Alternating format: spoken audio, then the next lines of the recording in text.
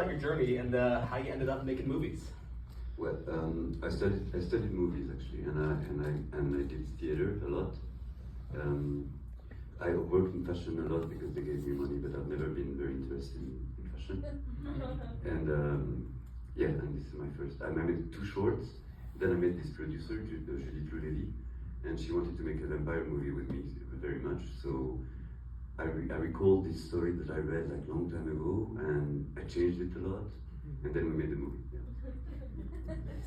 So the original book, the novella, written by Alexiy Tolstoy, second cousin to Leo Tolstoy, one of the first works of vampire literature that we kind of have in the canon. It actually predates Bram Stoker's Dracula.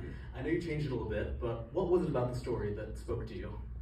I mean, the patriarchal figure of the vampire, of course, and also because at that time in literature, vampires and zombies, they were the same character actually. It's a dead corpse that comes back to feed on the living, whether it's the brains or the flesh or the blood. I mean, it's always the same character. And Dracula created this archetypal aristocratic vampire, which is somebody very seductive, rich, living in a castle with a lot of power. So in movies, vampires are always like seductive like that. And zombies, they're like plebeian people in the street, dirty, like that, and they don't even speak, they're so stupid. And that was funny because that vampire in the book was in between actually. But it was not an aristocratic figure, it was the other guy. So it was very funny in a social way. I like the story for that. And also because, as I said, everybody's a vampire. This guy French coming to a country that he doesn't even know the name, being French like that, it's a vampire too. Yeah. So it's interesting, you know, obviously you're a French filmmaker, this is a French film, and you're adapting a Russian novel that takes place in the Balkans. We were talking a little bit about there. You kind of set the film in an imaginary country, you were saying. Yeah. Tell us a little bit about how you developed that. Actually, we felt really free to do that because the guy, Alexiy Tolstoy, was Russian. He wrote it in French about a country that he never visited. So, because going to a country and say, oh, you had vampires in the 18th century, no, they didn't, so it's not really nice to say that to some actual country. So we made up a country, yeah, which is a mix of different European influences, from Greece to Russia to the Balkans, and well, every character there is a bit of a different. Like Anya, for example, she's very Turkish. Yegor is very Russian, and Zenka, she's like a bride which has been waiting so long in the forest that she's been rotting and molding. Yeah. I'm sorry for my English, by the way. Very frustrating for me too. You're doing great, man. So the book has been surprisingly not adapted very often, given how foundational it was, but it was adapted twice, you know, part of the Boris Karloff film Black Sabbath, and then again in the 70s. I'm curious, did you watch either of the adaptations before this? Yes. And otherwise, what were some of your other cinematic influences? Yes, of course I did. I saw the Mario Bava one, of course, and I thought it was very nice. But I saw it after I wrote the script. We've been writing, Adrian, the other writer, and I, we've been writing for 3 years, and then the producer said, okay, I want to watch you something. I want to show you something, sorry. So we watched that, and we loved it, but we prefer ours a lot. Yeah. Yes, and I know that it's not really realistic, this vampire, but yesterday we had a long conversation with people in the Q&A about the artificial intelligence and all those, and I'm not impressed by the CGI, never, whatever they do, like they can blow up the planet. I'm not impressed, so I brought that for you. Wait.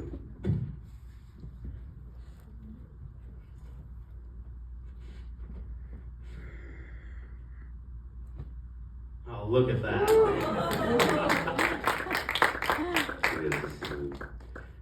So yeah, this is really, so yeah, somebody said yesterday that if people want to see realism, they should go and see superhero movies.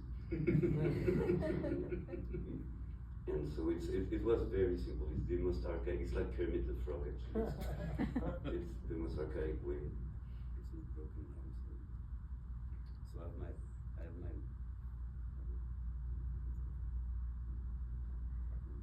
Oh, is the microphone not working? I'm sorry. Just a second. No, I think okay. Yeah. So I have my hand in the mouth, and I can make the eyes move and the eyelids and stuff. I made him the eyelids of Betty Davis because he's very yeah. It's incredible. How long did it take you guys to settle on that creature design?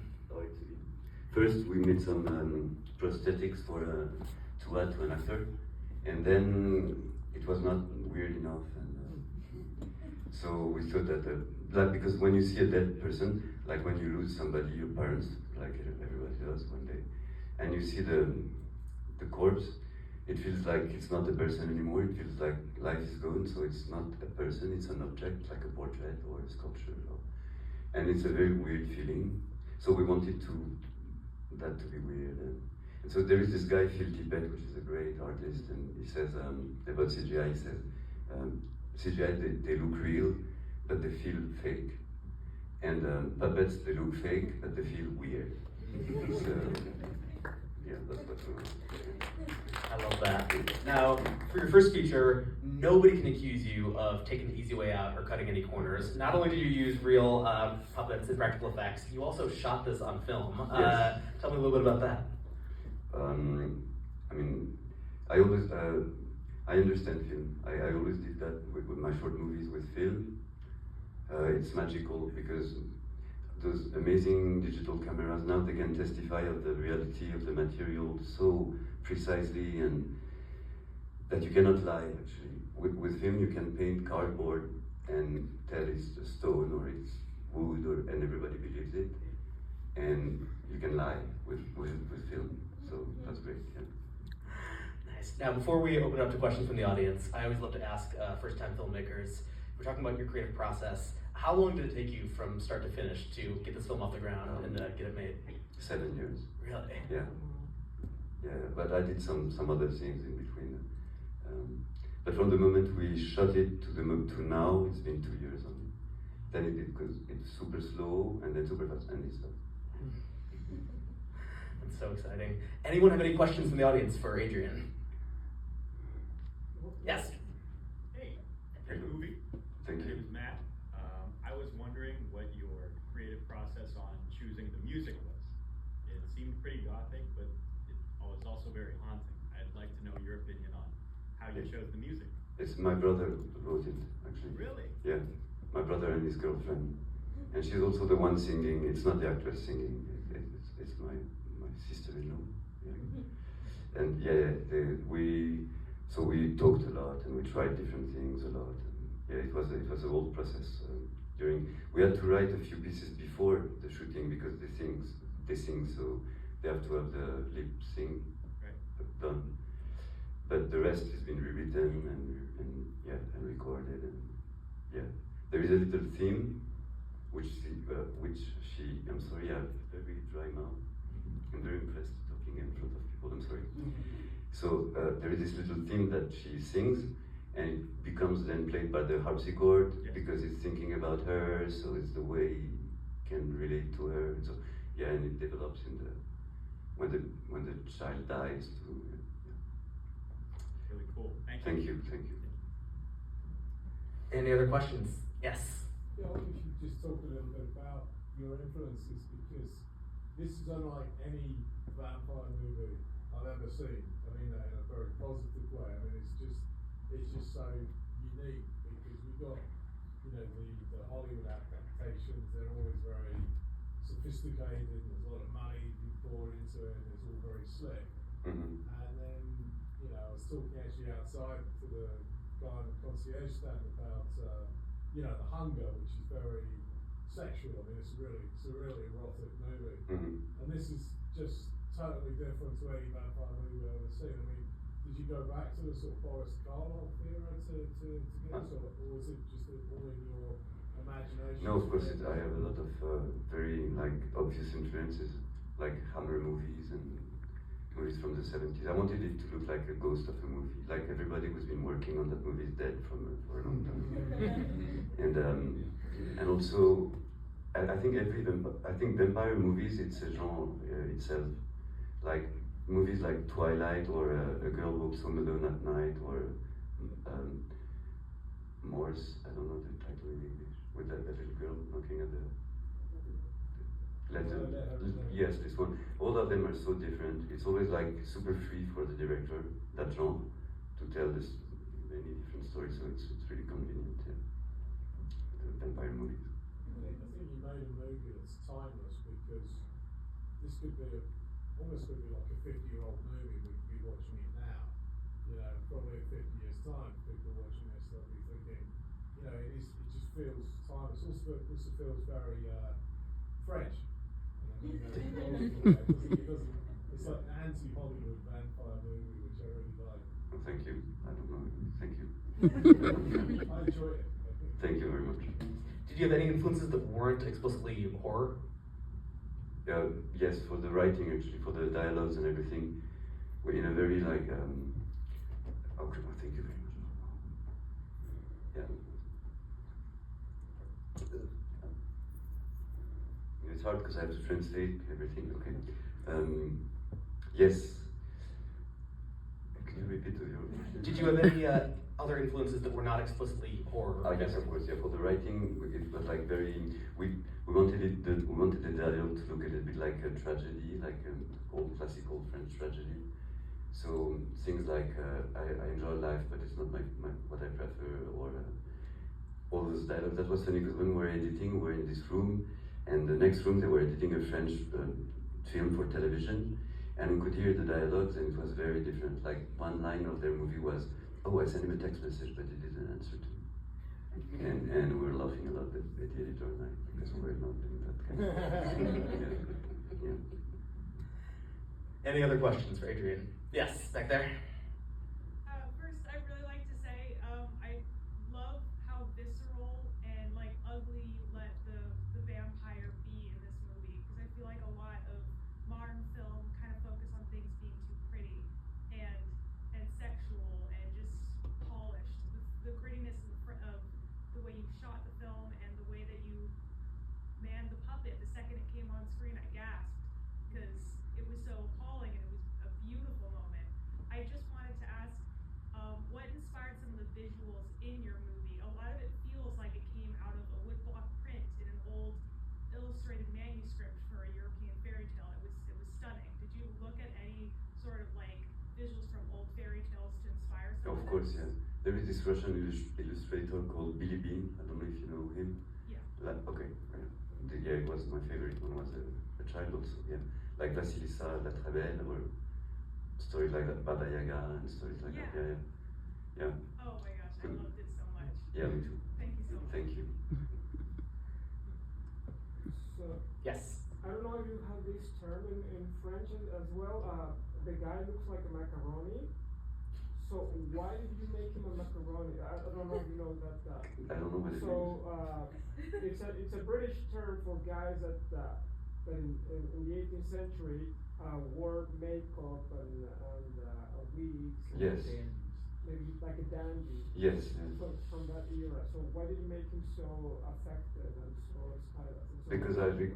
Because in the book actually we changed a lot of things from the original book. The original book has been written like so many years ago. It's very ridiculous to me.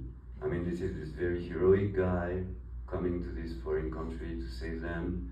The girl Zdenka, there is a very long description of her breast in the book, and she's in love with him, totally amazed by him, and she doesn't believe that her father is a vampire. Actually, we changed Yegor and Zdenka. Yegor is the one which is very clever also. Piotr and Zdenka are very stupid, and the hero is the hero, and he doesn't die in the end. Okay. So we thought it was very funny and really, really old and boring. So we changed that. We took all the ridiculousness of that story and of that kind of stories, because do you know this guy, this Tolstoy, is not like Leo Tolstoy, it's not Edgar Allan Poe or a great author. He wrote like shitty little novels, and like this one, and it's really convenient to try to make a good movie with a bad book than the opposite, actually, yeah. So we made him read all the ridiculousness of that, we put it on his shoulder, yeah. So you made Piotr gay, right? Yeah. Was that on purpose as well? We don't know if he's gay, just likes women clothes. And yeah, it was important to, in the book it says, it makes fun of a little bit of Piotr because he's feminine, haha. And so we made it a little more in a more visual way. And yeah, and also Gorsha is gay. Yeah. Gorsha is gay because like any homophobic person. Yeah. It's very, very weird, but in a good way. Thank That's you. what I like the most, how weird it was. Thank you. In a beautiful way. Thank you. Any other questions? Yes, right there. Could you talk a little bit about the casting? Like, Yes. Obviously it's fantastic, but then also how you settle on a voice for that creature. There's a million ways you could go. It is my voice, actually. Oh. Yeah, je t'aime. Yeah, because it was the most convenient also, yeah. And I smoke a lot, so Did you puppet as well? Yes, I did. So for this shot, for example, I'm behind him with my hand in his head. There is a guy there for the left arm and a girl there for the right arm. So for the shots where it's like big, like walking or from afar, we were like all around, and then we've been raised. It's very simple. We shoot 2 times, so we've got the background, and then we can replace. It's like almost Méliès. It's very, very archaic. Yeah. All the way in the back, we got a question. Can you tell us about where the movie was shot? It was shot in the south of France, in Les Pyrénées, in Occitanie. I don't know if you know, it's the southwest of France, in the forest. I wish we could have shot it somewhere, but they gave us money to shoot it there, so we went there. Yeah. You right there? I just wanted to say, I think it was really great the balance the movie struck between sort of the tragic and gothic mood of it, but also kind of being absurd and funny.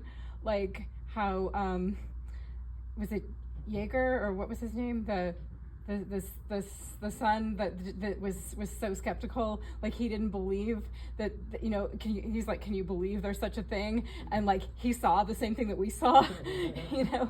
And so I was just wondering, did you have to sort of work at finding that balance, or was it just kind of?